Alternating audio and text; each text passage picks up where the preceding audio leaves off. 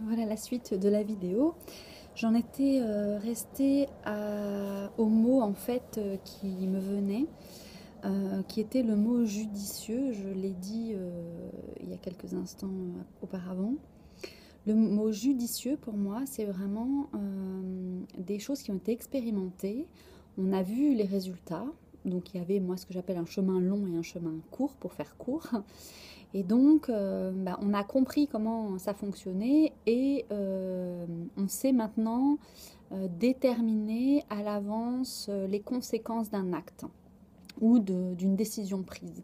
Donc on n'a plus peur de prendre des décisions et puis de trancher quand c'est nécessaire. Et donc ça nous permet d'avancer plus vite. Et donc dans ce mot judicieux, je retrouve justement cet aspect un peu de conscience de l'instant présent. Et c'est celui que j'utilise et dans lequel je me glisse justement pour parler. Parce que quand je regarde donc mes cartes du ciel, j'ai mon Mercure qui est en Capricorne, qui est à 16 degrés du Capricorne. Et aujourd'hui en Capricorne, il y a en face en fait ma lune noire. Et donc ils se rencontrent.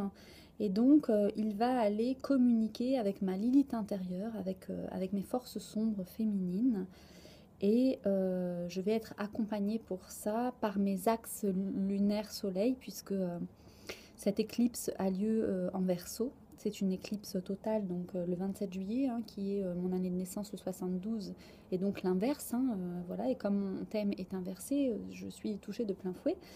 Et j'ai mes nœuds lunaires sur l'axe Lion-Verseau. Et donc, c'est en rapport avec le passé et la destinée, voilà, qui se rencontrent. Et donc, c'est vraiment la conscience dans l'instant présent. Qu'est-ce que j'imprime à partir de maintenant et qui peut être... voilà, je suis venue pour quelque chose, pour ma mission d'âme. Et comment je peux l'incarner et comment je peux recevoir tout ce dont j'ai besoin pour pouvoir assumer en fait ce que je suis venue faire ici, puisque nous sommes tous reliés les uns aux autres et mon message par la vidéo est justement cette vibration de conscience que j'opère dans cet espace et avec lequel je vais travailler, modeler justement à ma convenance, en laissant me traverser justement ces parts d'ombre, cette obscurité que j'accueille, que je vois, et je trouve un meilleur moyen, on va dire, de diriger cette énergie en la transmutant et donc en changeant sa polarité. Simplement parce que dans cet espace, j'ai pleinement confiance et j'ai foi que tout ce qui est mis aujourd'hui à ma disposition en fait sert le plus grand plan en fait divin, et donc avec lequel mon âme est reliée. Donc je me disais que voilà, pour ce que je vivais et d'être dans ce lieu avec ces flammes derrière moi de lumière chatoyante, puisque c'est le reflet du soleil sur l'eau, et donc on est dans l'eau et le feu, et donc dans Ida et Pingala.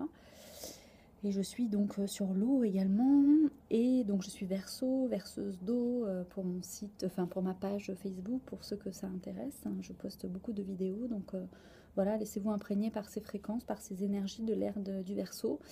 C'est une énergie cristalline, ça coule de source. Voilà, donc je continue sur mon thème. Donc le Cancer est un signe d'eau, le Capricorne est un signe de terre, et donc ils se font face, et il y a en Capricorne Pluton rétrograde et Saturne. Donc Pluton, c'est Hadès, le dieu des enfers. J'en ai parlé dans la vidéo précédente que j'ai rencontré. J'ai rencontré en fait le gardien du seuil. Comme j'ai un 666, en fait, je peux passer, en fait. C'est facile pour moi, et je vais de l'autre côté justement du miroir pour voir à partir de là comment je peux changer de vibration, parce que c'est dans cet espace-là que j'opère un changement vibratoire, c'est dans ce 666.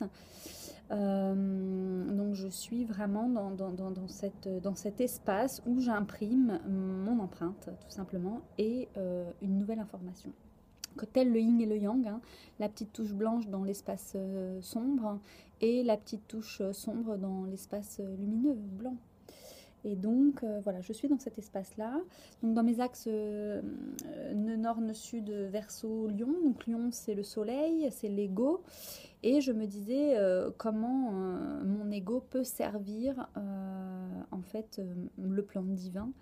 J'avais un ego surdimensionné parce que on m'a fait douter de moi et donc comme je connaissais ma valeur intérieure, eh ben, du coup ça faisait un opposé et ça faisait un extrême, donc je m'imposais aux autres. Et cette fois, je prends conscience qu'en m'imposant en fait à moi-même, dans ces mots que je vous partage et dans cette vidéo, c'est aussi mettre mon ego au service en fait de ce qu'il y a de plus grand que moi.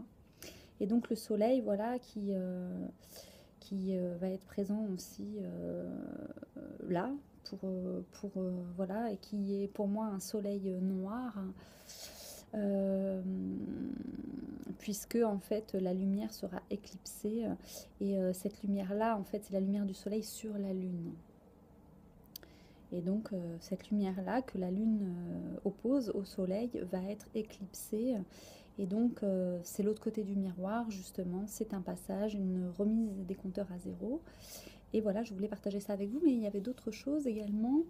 C'est que donc sur l'axe Lion-Verseau, j'ai ma Cérès à 10 degrés.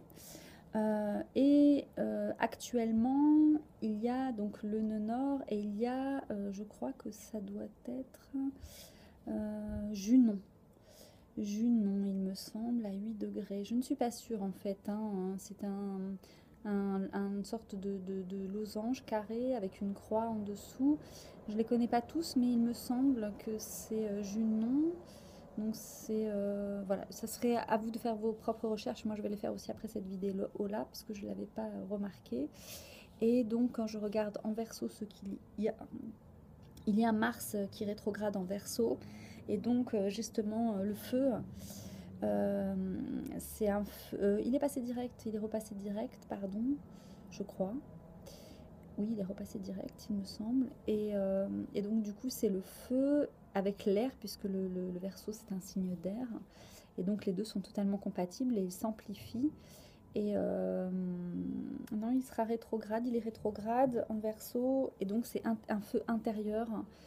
Donc comment mon feu intérieur peut se mettre au service de mes aspirations, comment il peut être un feu nourricier plutôt qu'un feu destructeur, et comment je peux arriver à maîtriser cette énergie simplement en fait en l'accueillant.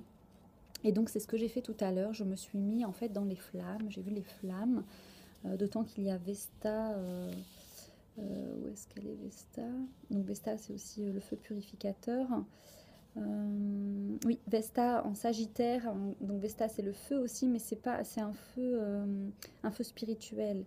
Le Sagittaire c'est un signe de feu, donc vraiment on est dans des énergies, voilà, qui sont fortes. Et pour moi j'ai mon Jupiter donc qui on va dire déploie encore plus, puisque c'est l'expansion, donc qui expanse en fait mes feux, et donc je brûle en fait de l'intérieur.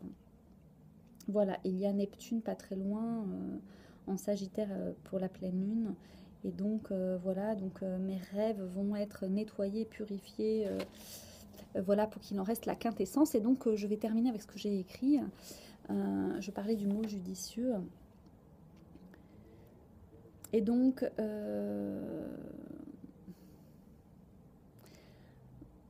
alors oui, Cérès, je parlais de Cérès, voilà, qui était en Lion. Et Cérès, en fait, c'est la faucheuse, c'est une faucheuse.